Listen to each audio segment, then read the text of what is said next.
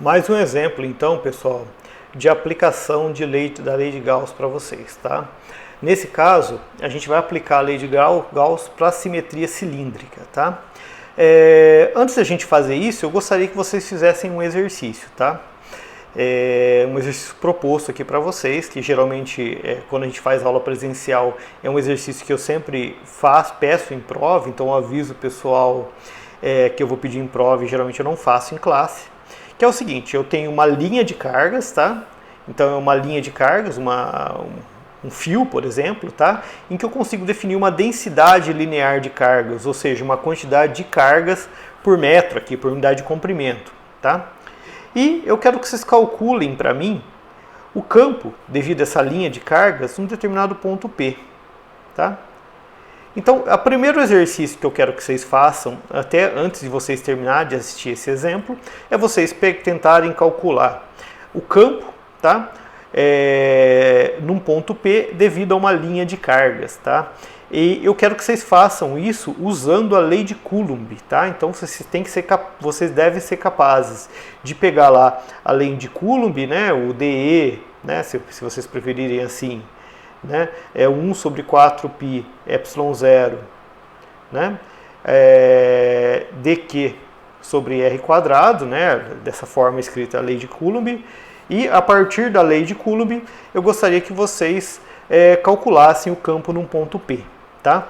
Aqui, a ideia é usar a lei de Gauss para calcular o campo devido a essa simetria cilíndrica.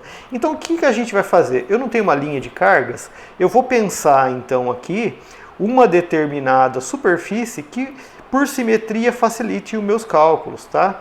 Então, se é um fio aqui, uma linha de cargas, eu vou pensar justamente no cilindro, né? Me parece o mais óbvio, né? Então, eu penso no cilindro, que engloba aqui essa carga, e essa aqui vai ser a superfície fechada que eu vou usar para calcular, tá?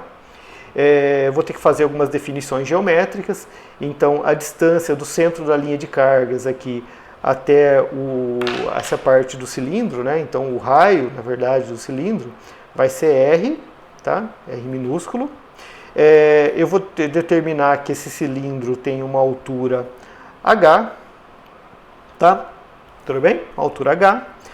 E eu vou, então, aplicar aqui a lei de Gauss para calcular as características, né, as propriedades do campo num determinado ponto P ou num determinado ponto do cilindro aqui, distante, mas com uma certa distância desse cilindro. Tá? Lembrando a lei de Gauss, a gente pode sempre reescrever ela para lembrar, né, que é ε0 integral fechada, né, de E escalar dA, certo? E escalar dA, que vai ser igual à carga envolvida, né? Então essa aqui é a definição, essa é a lei de Gauss. Então a gente vai aplicar a lei de Gauss aqui, tá? Vamos fazer por partes, pessoal. Vamos determinar primeiro o fluxo, então, tá? Só para facilitar a nossa vida. Primeiro, o que vai ser o fluxo? Lembrando que o fluxo de campo elétrico é a integral fechada de E escalar dA, né? Essa parte aqui da integral, né? Então, assim, vamos primeiro analisar aqui o meu desenho, tá? Como que eu calculo o volume ou aqui a área da minha superfície, né? Pois bem, no caso de um cilindro, né, no cilindro que eu estou desenhando aqui, o volume dele, tá, vai ser 2πr, né? 2πr vezes o H, tá? 2πr eu calculo o perímetro e aqui eu calculo o H, daí eu consigo calcular essa área lateral aqui. Se eu quiser calcular o volume, é πr quadrado vezes essa altura, tá? Mas o que acontece? Aqui, como eu tenho que pensar o seguinte, eu vou ter fluxo passando aqui pelas laterais do cilindro e devo ter fluxo passando aqui pelas bases também do meu cilindro, tá?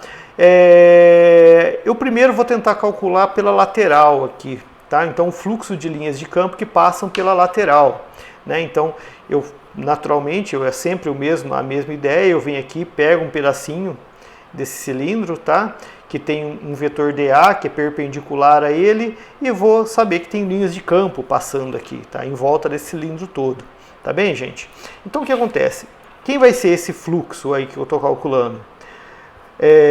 o fluxo vai ser dado por E escalar A, né, ou E escalar dA. Né? Repare que também por simetria, sempre o vetor dA vai ter a mesma direção das linhas de campo. Né? Então tem uma linha de cargas, o cilindro é totalmente simétrico, então o dA é sempre simétrico a E. Nesse caso, né, o fluxo aqui, né, ele vai ser escrito como sendo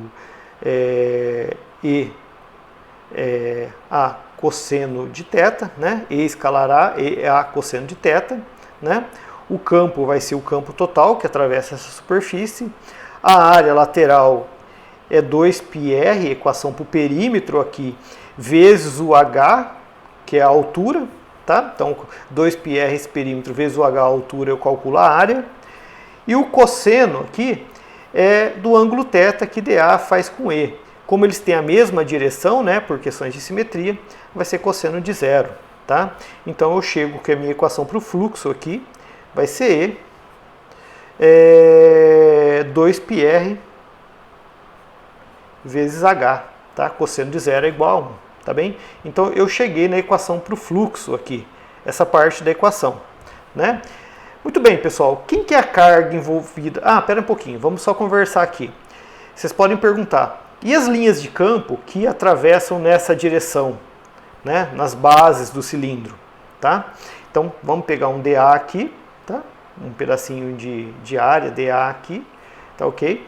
Vou replicar ele aqui, eu vou ver que o dA, o vetor dA aqui, ele vai ter essa direção. E o que acontece? As linhas de campo, né, vão ter essa direção aqui. Vou colocar aqui para vocês, fica meio apertadinho. Então, eles vão fazer 90 graus o dA com a linha de campo. Tá? Cosseno de 90 é igual a zero, então o que acontece? As linhas de campo que atravessam aqui é igual a zero. Tá? Então não me interessa essas linhas de campo que atravessam a base e a altura aqui do meu cilindro. Tá bem? Muito bem, então eu já tenho aqui a parte 1, que é meu fluxo, e vou ter a parte 2 agora, que é a carga envolvida. Quem que é a carga envolvida por esse cilindro, pessoal? A carga envolvida vai ser justamente a densidade linear de cargas, né, vezes essa altura h, tá ok? É a densidade linear de carga por unidade de comprimento, vezes essa altura h me dá a carga envolvida. Então eu já tenho o fluxo, tenho a carga envolvida, eu posso vir aqui agora e reescrever a minha lei de Gauss, né? Então vai ser que ε0, não é isso? Vezes o fluxo de campo, que é E escalar dA, só para repetir aqui, né? Vai ser igual a carga envolvida. Então ε0 vezes o fluxo, que é E 2πrh, né? É igual a carga envolvida, que é a densidade linear de cargas, vezes o H. Não é isso? Divido todo mundo por H, isolo o campo. Eu acho que o campo aqui vai ser a densidade linear de cargas dividido por 2π ε0 vezes R. 2π ε0 vezes R vai ser o campo. Então esse é o campo, né, devido a uma linha de cargas, né, num determinado ponto P. Então eu consigo, esse ponto P distante naturalmente um R aqui, tá? Então eu consigo calcular o campo aqui de uma linha de cargas. Repare que, embora eu tenha feito passo a passo para vocês, é muito simples, por questões de simetria. Por questões de simetria eu não tenho que considerar o campo nas bases, e eu caio numa integral super simples, que na verdade é justamente a área, né, do meu problema para calcular o fluxo, e eu consigo calcular o campo. Como eu propus para vocês, eu acho que muito interessante que vocês tentem fazer o campo para uma linha de cargas utilizando a lei de Coulomb. Vocês vão ver que problema que é isso, tá? Quem não conseguir fazer, isso aqui tem resolvido no livro, tá? Então no livro tem exemplo resolvido que façam isso. Vocês vão lá e vejam como faz quem não conseguir. Mas é um processo muito mais complexo do que vir aqui e usar a lei de Gauss. Muito bem, turma. Vamos para mais um exemplo, então, de aplicação da lei de Gauss, tá? Esse exemplo é da superfície planar, tá? De simetria planar. A gente já calculou esse exemplo usando a lei de Coulomb, né? Vocês devem estar lembrados, né? Quando a gente calculou o campo elétrico devido a um disco carregado, né? Usando a lei de Gauss, né? Em que a gente determina uma densidade superficial de carga, tira um pedacinho desse disco usando o conceito de anel. Então repara, já tem que rever a conta do anel para fazer dessa forma. E a gente vai resolvendo aqui, né? A equação para o disco, né? Que é essa aqui. E para o caso em que eu estiver muito perto da placa, né? Nós temos uma placa infinita, uma superfície infinita, que dá epsilon igual a sigma 2ε0, densidade superficial de carga 2ε0. Então eu consigo calcular um campo, né, devido a uma superfície planar. Se vocês tiverem lembrado, para a gente chegar nesse resultado, teve que fazer toda essa conta que eu estou mostrando aqui para vocês. Mas o exemplo do disco, né, do disco carregado, que é esse aqui que a gente fez também. Tá? Então, se vocês tiverem lembrado, é um pouquinho de trabalho fazer isso usando a lei de Coulomb. A nossa ideia agora é fazer o mesmo cálculo usando a lei de Gauss. Tá? Como a gente faria aqui usando a lei de Gauss para calcular o campo devido a uma simetria planar carregada. Nesse caso, eu coloquei cargas positivas, poderiam ser negativas. Então vamos ver como vai funcionar isso. Vou desligar um pouquinho aqui a câmera para liberar espaço para a gente. Tá? Então o que acontece, pessoal? Eu tenho uma superfície, uma placa, né? Uma placa extensa, poderia pensar numa placa infinita, que tem uma densidade superficial de carga. Então, a placa condutora, ela tem uma determinada, no caso um dielétrico, né? Se fosse condutora, teria o distanciamento das cargas aqui. Então, seria uma placa que tem uma densidade superficial de cargas, tá? Então, na verdade, teria que ser um semicondutor, um isolante, depois a gente vai falar disso, tá? E o que eu vou fazer?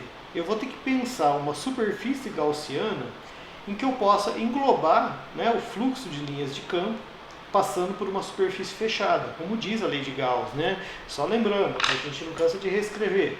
O que diz a lei de Gauss? Que ε0 vezes o fluxo de campo elétrico que atravessa uma superfície fechada é equivalente à carga envolvida, né? Ou ε0 é igual a integral fechada de E escalar dA, né? E escalar dA, E é um vetor, dA é um vetor, é igual a carga envolvida, certo? Então a gente não cansa de escrever aqui a lei de Gauss, é importante que vocês memorizem ela, tá? Então que superfície que eu posso usar para pegar essa placa? Os exemplos, em geral, eles usam um cilindro, tá, gente? Por que o cilindro? Porque o cilindro acaba facilitando um pouco a conta da gente por conta da questão do ângulo entre E e dA, né? Quando o ângulo entre E e dA é 90 graus, como a gente viu, E escalar dA é EA cosseno θ, e cosseno de 90 graus vai ser zero. Então, o que acontece? Quando o ângulo for 90 graus, dá zero. Então, o que acontece? É muito interessante você usar a simetria cilíndrica aqui. Então, eu vou desenhar aqui uma superfície gaussiana. O que acontece, pessoal? É importante que essa superfície gaussiana, né, esse cilindro que eu estou desenhando aqui, né, para vocês, repare que ele começa desse lado aqui, mas ele também tem que ter uma parte, né, para esse lado aqui, outro lado da placa. Senão acontece aquilo no exemplo da caixa que eu dei para vocês, né, o mesmo tanto de linhas de campo que eu tenho entrando, tenho saindo, né, o fluxo total vai ser, o campo total seria zero nesse caso, né, então eu preciso desenhar para o outro lado aqui também o cilindro. Espero que vocês vejam bem o desenho, senão, se vocês não estiverem entendendo o desenho, vocês podem procurar no livro que está bem feitinho lá impresso. Tá? Então, eu tenho essa superfície e essa superfície. Como eu desenhei a superfície gaussiana, eu sei que eu tenho campo elétrico nessa direção, tá? E tenho campo elétrico nessa direção, tá ok?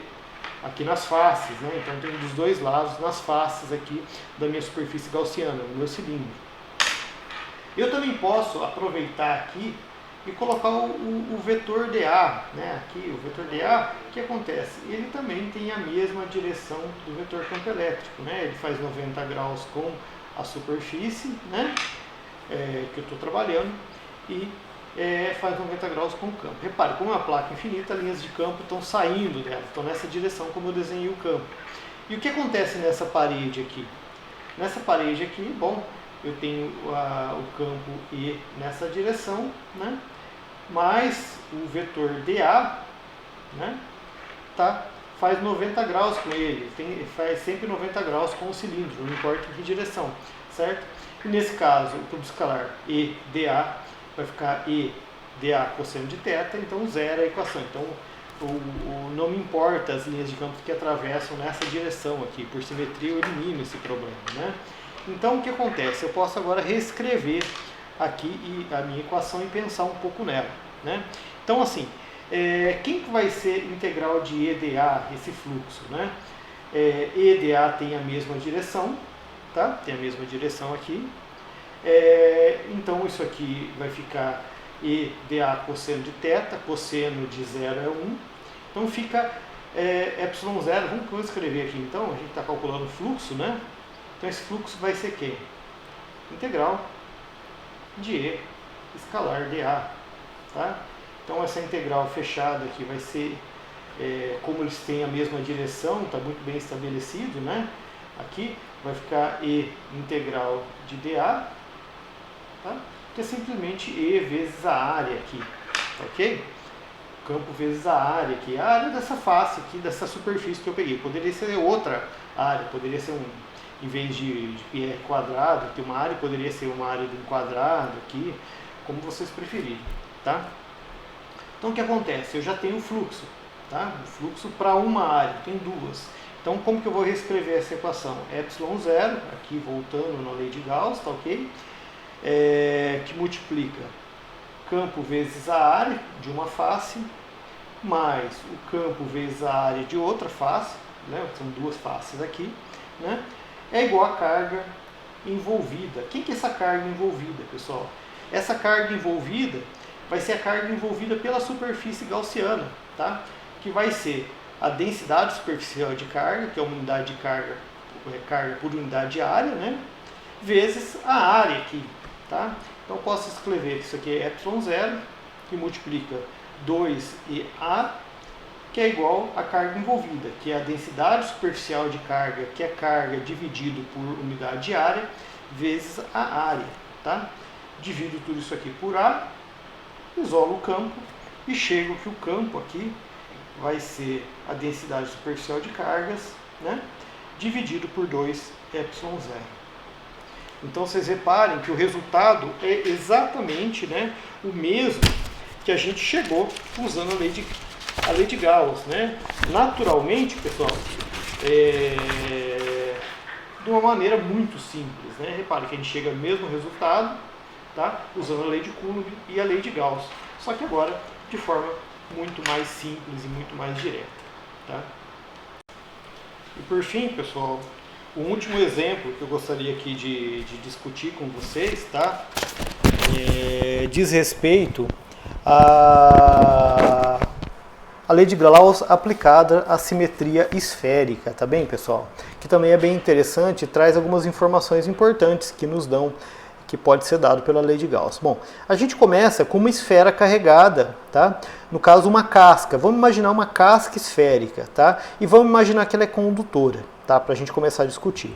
Primeira coisa, se o material é condutor e ela está carregada, a gente sabe que as cargas de sinal igual se repelem, né? Então elas vão se repelir e vão tentar se afastar aqui, essas cargas, tá ok? Quando acontece isso, pessoal, elas tentam se afastar, elas vão se distribuir homogeneamente pela casca, né? Lembrando, a gente está pensando aqui numa casca esférica, tá?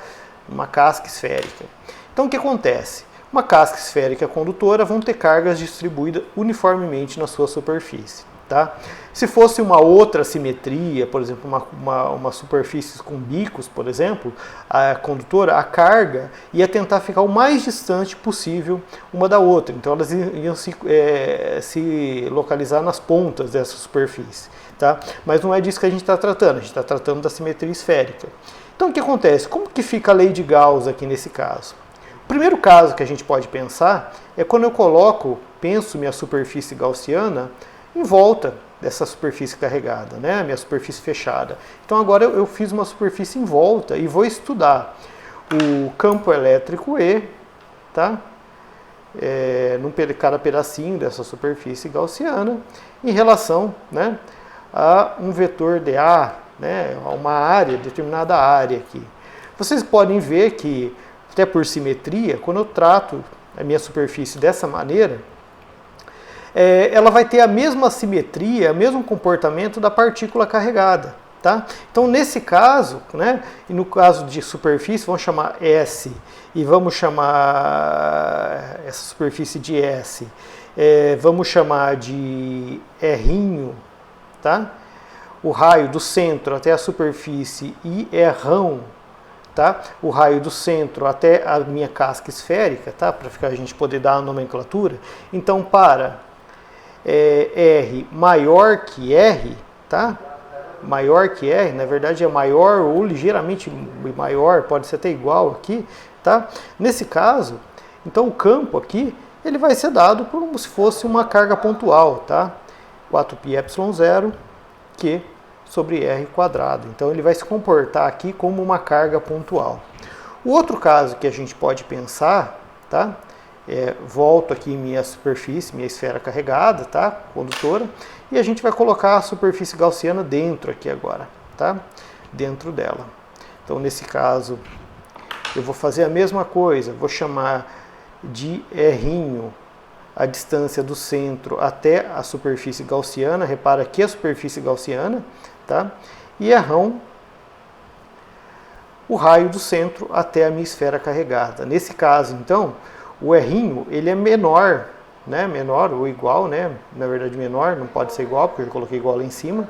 Ele é menor que R, né? R' é menor que R. Então minha superfície gaussiana eu coloquei dentro da esfera, tá? Nesse caso, pessoal, também é tranquilo de vocês pensarem. A superfície gaussiana está englobando alguma carga aqui, tá? Ela está pegando alguma carga aqui dentro? Não. Se ela não tem nenhuma carga aqui dentro, todo o campo que entrar vai sair. Então o fluxo total aqui, né, de cargas e o fluxo total e a carga efetiva é zero. Então nesse caso o campo é igual a zero. Então se a superfície, e essa é uma informação importante, se a superfície gaussiana não engloba nenhuma carga, tá? Então o campo dentro dessa superfície é zero. É outra informação que nos dá a lei de Gauss. Então essa aqui é a superfície esférica. Tem alguns casos particulares em que você tem distribuição de cargas, né? Então você tem, por exemplo, uma esfera, né, que tem cargas distribuídas segundo uma determinada, então não pode ser um condutor, que senão elas estariam todas as cargas tentando ficar longe uma da outra e estaria se comportando como uma superfície esférica, mas tem materiais, por exemplo, que tem mais cargas no centro e menos na superfície, ou vice-versa, que tem uma distribuição de cargas. Tá? Nesse caso, preciso pensar fazer a conta pensando nessa distribuição. Tem alguns exemplos no livro que fazem isso. Tá bem? Então, pessoal, essa foi a lei de Gauss. Eu vou deixar alguns exercícios sugeridos para vocês, para que vocês também façam alguns exemplos. Eu sugiro fortemente que vocês façam os exercícios resolvidos do livro, tá? Isso é muito importante. E façam os exercícios propostos e, se possível, todos os exercícios. Daí vocês vão pegar toda a teoria. Tudo bem, pessoal? Um grande abraço e até a próxima.